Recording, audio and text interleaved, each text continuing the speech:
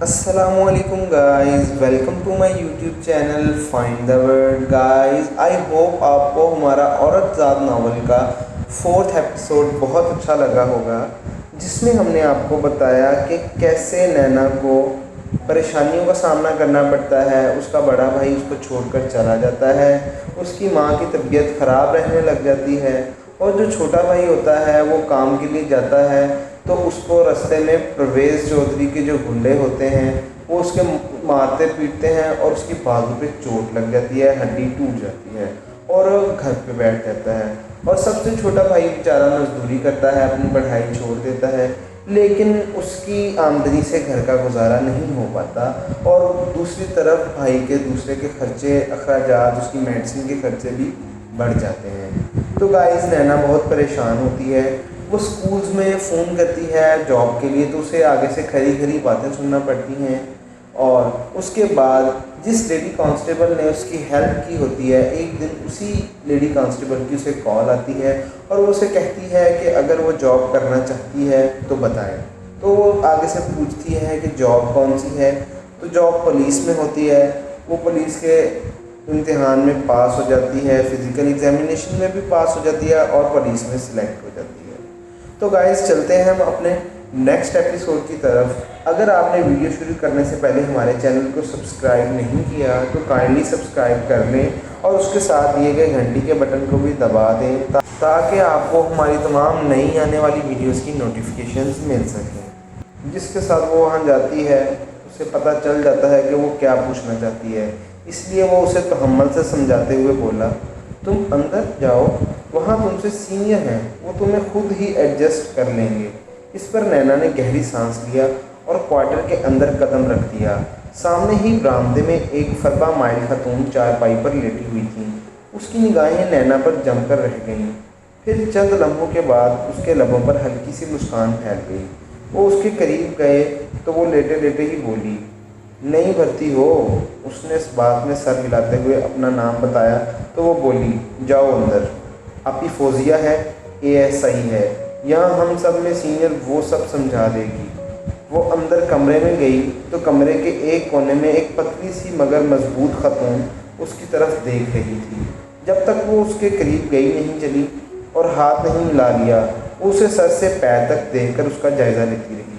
खुश आमदीद डिपार्टमेंट में और यहाँ हमारी साथी बनने पर भी, अब फौजिया ने कहा।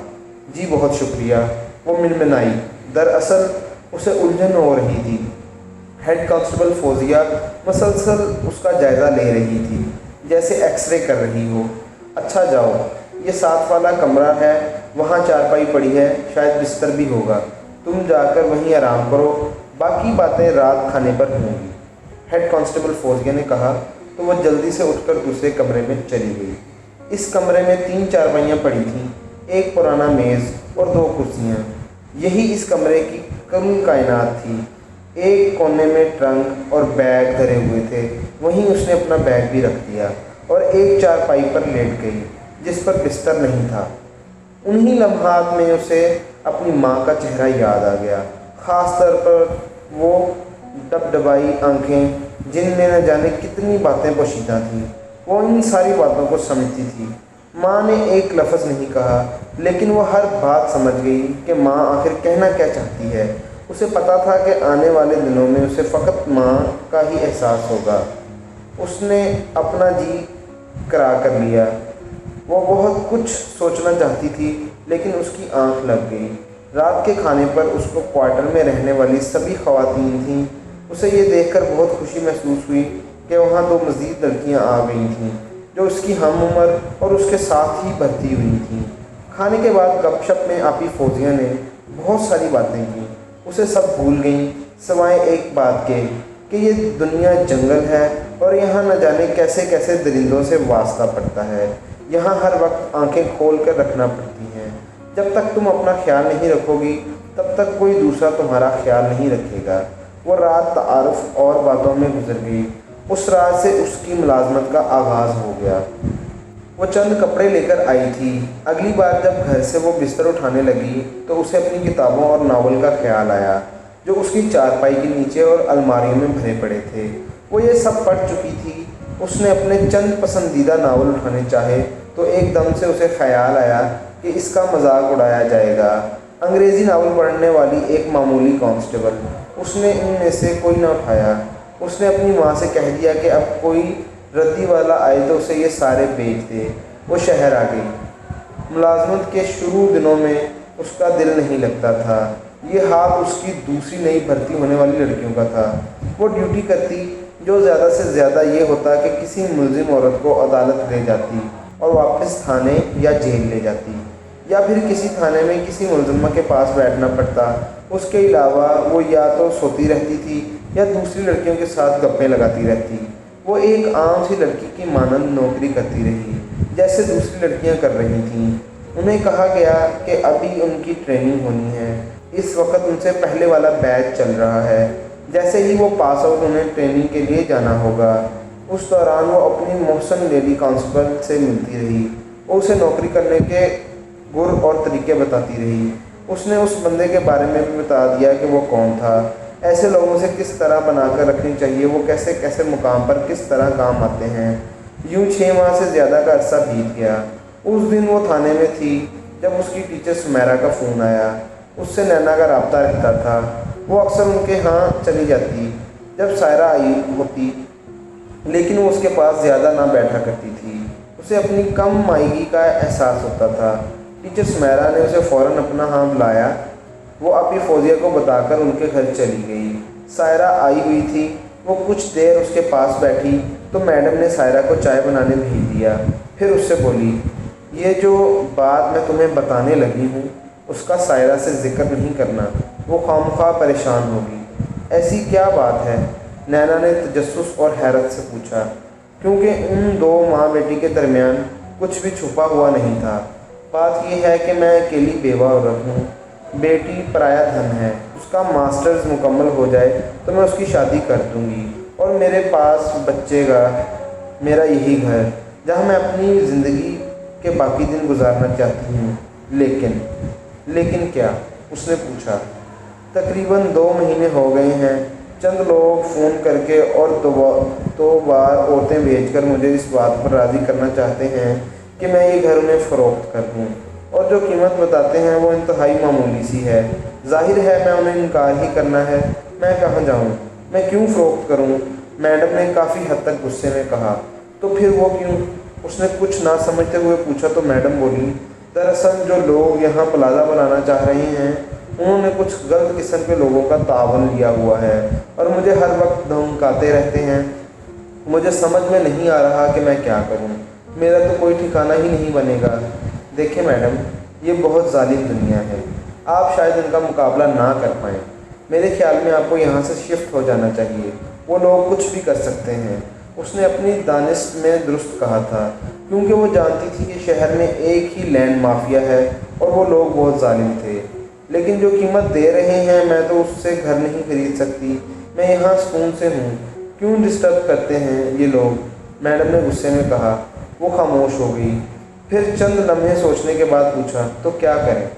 میں یہی چاہ رہی ہوں کہ پولیس کی مدد لی جائے۔ ممکن ہے وہ پولیس ہی کے ڈر سے یہ خیال چھوڑ دیں۔ میڈم نے ایک امید پر کہا تو وہ بولی، میں اس علاقے کے انسپکٹر سے آپ کو ملوا دوں گی، کوشش کروں گی کہ ڈی ایس پی صاحب سے ملوا دوں، باقی دیکھیں گے کیا ہوتا ہے۔ وہ اسی شام واپس پولیس لائن چلی گئی۔ رات گئے تک سوچتی رہی کہ اس مسئلے کا حل کیا ہو سکتا ہے۔ وہ ہر حال میں اپنی میڈم کا ساتھ دینا چاہتی تھی۔ میڈم اس کی محسن تھی اور وہ احسان فراموش نہیں تھی۔ اسے یہ اچھی طرح خبر تھی کہ وہ لینڈ مافیا خطرناک لوگوں کا ہے، لیکن وہ پولیس کے بغیر نہیں چل سکتے تھے۔ اسے بہت حد تک یقین تھا کہ یہ معاملہ حل ہو جائے گا، تو اس نے 2 دن میں ہی میڈم سمیرا کی ملاقات ڈی ایس پی سے کروا دی۔ میڈم نے پوری تفصیل کے ساتھ ڈی ایس پی کو ساری بات سمجھائی، پھر اس سے درخواست کی۔ ڈی ایس پی نے وعدہ کیا کہ کوئی انہیں کچھ نہیں کہے گا، سکون سے رہیں۔ مطمئن ہو کر آ گئی۔ نینا کو خوشی ہوئی کہ وہ اپنے محسن کے کام آئی۔ پہلی بار اسے پولیس کی نوکری کرنا اچھا لگا تھا۔ وہ رات خوب جی بھر کے سوئی تھی۔ اگلے دن کی سپہر تھی۔ وہ عدالت سے ڈیوٹی کر کے آئی تھی۔ ابھی اس نے یونیفارم بھی نہیں اتارا تھا کہ اسے میڈم سمیرا کی کال آئی۔ اس نے کال ریسیو کی تو میڈم سمیرا ہزیاتی انداز میں چیخ رہی تھی، خدا کے لیے کچھ کرو، وہ لوگ سائرہ کو اٹھا کر لے گئے ہیں، میری بیٹی، وہ ظالم۔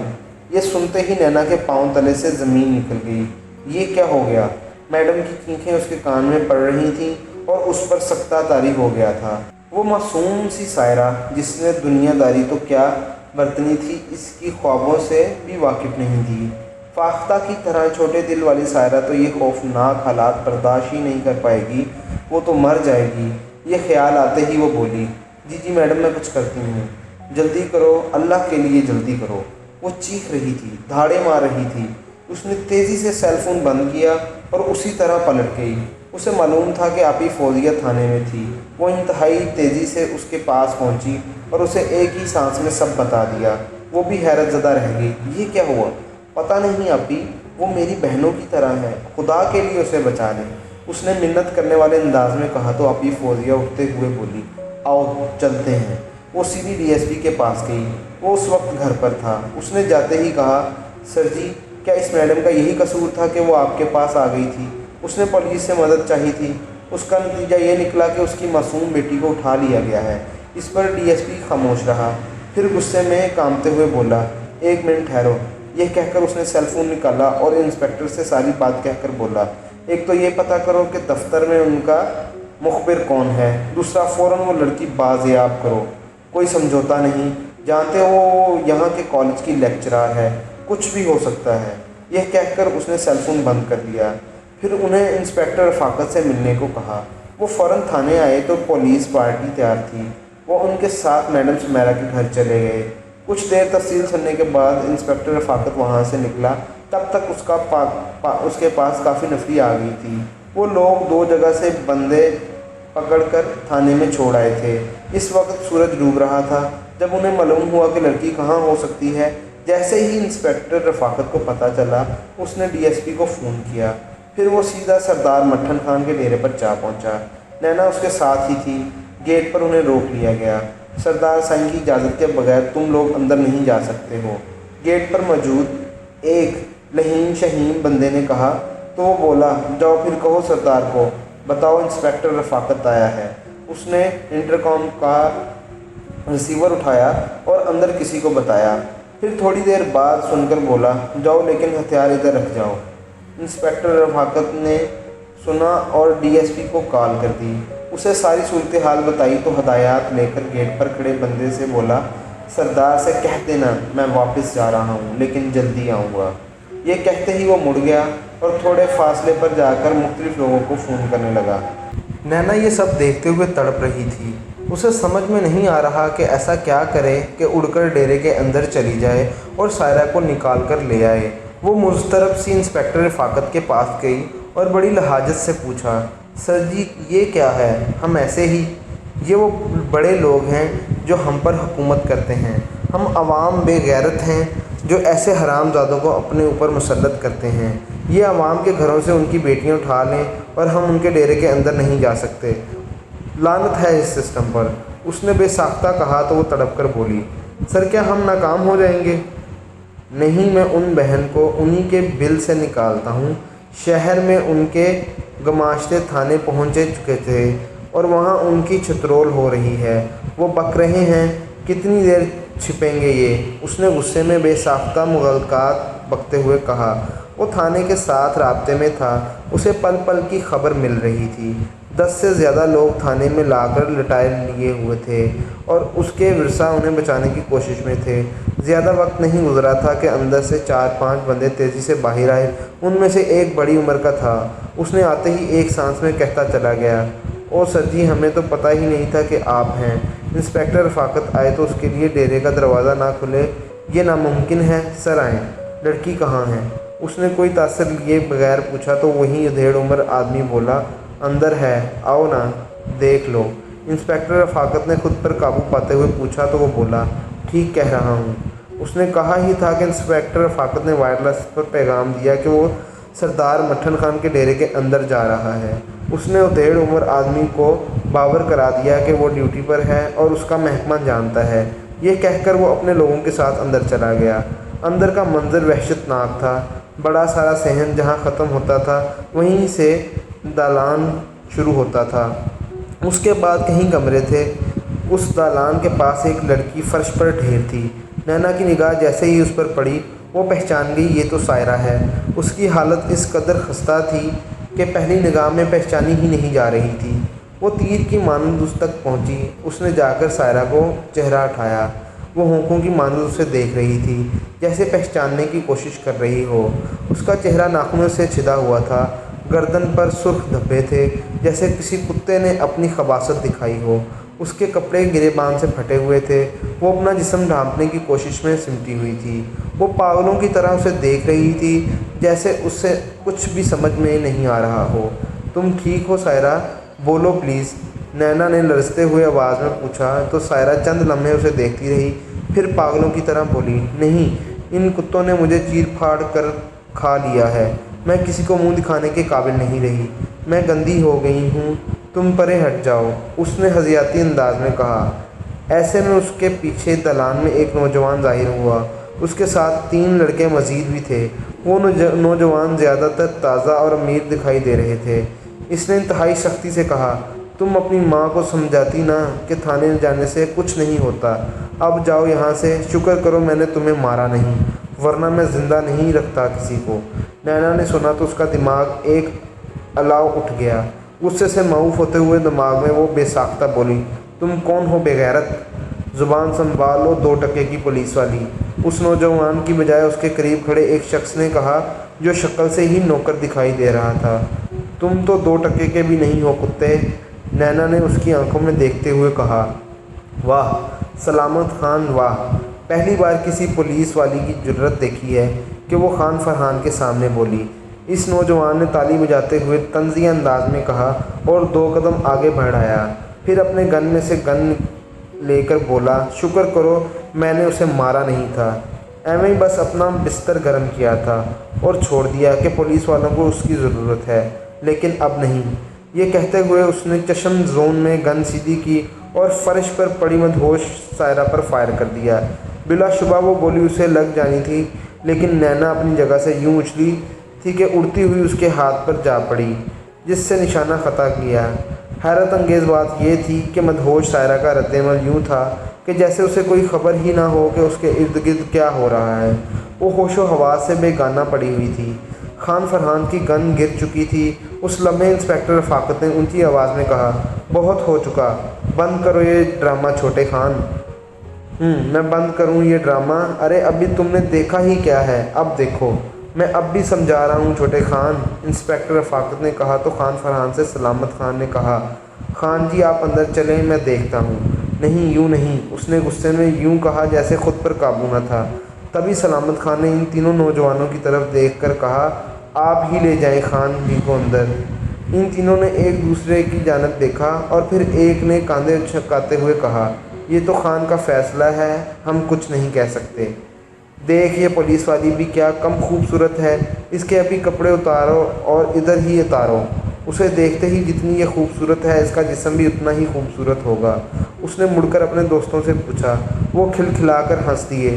تبھی ایک نے کہا، ہاں خان ہے تو خوبصورت، یہ اس سے زیادہ رسیلی لگ رہی ہے، کیوں نہ آج ہی صحیح، ہاں ذرا نہلا دھلا کر چمکا لیں گے، اس نے کہا تو اس کی حوالی دوستوں نے زوردار کہکا لگایا۔ اس پر انسپکٹر رفاقت آگے بڑھا اور اس نے سائرہ کو اٹھانے کا اشارہ کیا۔ تبھی خان فرحان نے اونچی آواز میں کہا، نہیں انسپکٹر، ان دونوں میں سے ایک کو چھوڑ کر جانا ہوگا تمہیں، اب یہ میری ضد ہے۔ خان جی چلیں نا اندر، میں بتاتا ہوں نا آپ کو، سلامت خان نے التجا سے کہا تو وہ بولا، اور یہ میرا حکم ہے کہ اس پولیس والی کے کپڑے اتارو، ابھی اسی وقت، ورنہ تم میں سے کوئی نہیں رہے گا، جلدی۔ اس کے حکم پر چند گن مین نینا کی جانب آگے بڑھے۔ پولیس والے اسے بچانے کے لیے لپکے تو وہاں پر موجود سیکیورٹی والوں نے اپنی گنیں ان پر تان لیں۔ وہ ایک لمحے کے لیے گھبرا گئی۔ پولیس والے اپنی جگہ ساکت ہو گئے۔ یہ صورتحال دیکھ کر انسپکٹر رفاقت نے آگے بڑھتے ہوئے مصالحانہ انداز میں کہا، دیکھ چھوٹے خان، میں اس وقت ڈیوٹی پر ہوں، میں اس لڑکی کو بازیاب کرنے آیا ہوں، اندر جاؤ اور مجھے میرا کام کرنے دو۔ تم مجھے نہیں جانتے ہو اور نہ میری ضد سے واقف ہو، جاؤ اور اس پولیس والی کو چھوڑ جاؤ۔ اس نے حقارت سے کہا، پھر گھور کر رکے ہوئے سیکیورٹی والوں کو دیکھا۔ وہ آگے بڑھ کر نینا کو پکڑنے لگا۔ نینا بس ہو چکی تھی۔ سلامت خان آگے بڑھا اور اس کے پاس گیا، اس کے گریبان میں ہاتھ ڈالا اور اس کا گریبان چاک کر دیا۔ اسی لمحے اس کے پیچھے کھڑے ایک گن مین نے اسے گردن سے پکڑ کر دھکا دیا۔ وہ فرش پر جا پڑی، اس کے سر کی ٹوپی وہیں کہیں گر گئی۔ اس کی قمیض پھاڑو سلامت خان! خان فرحان کا حکم گونجا۔ اس نے آگے بڑھ کر نینا کی قمیض پکڑ کر پھاڑ دی۔ نینا کو اوپری سفید اجلا بدن گہری نیلی وردی کی دھجیوں میں سے جھانک رہا تھا، اب اس کی شلوار بھی۔ اس کا حکم پر گونجا ہی تھا کہ ایک ٹھنڈی سی آواز گونجی، کیا کرتے ہو بیٹے؟ ایسے خواہ مخواہ ضد نہیں کرتے، یہ انسپکٹر اپنا کام کر رہا ہے، اسے کرنے دو۔ اس ٹھنڈی آواز کے ساتھ ہی ایک ادھیڑ عمر شخص نمودار ہوا۔ وہ سردار مٹھن خان تھا، جو اسی وقت وہاں آ گیا تھا۔ درمیانے قد کا سرخ سفید چہرہ، اس کے چہرے پر خاص بات اس کی اوپر کو اٹھی ہوئی نوک دار خشتی مونچھیں تھیں۔ سفید کرتا اور شلوار پہنے ہوئے تھا، اس کے کاندھے پر لٹکی نما چادر تھی۔ اس کے یوں کہنے پر سیکیورٹی والے ایک دم پیچھے ہٹ گئے۔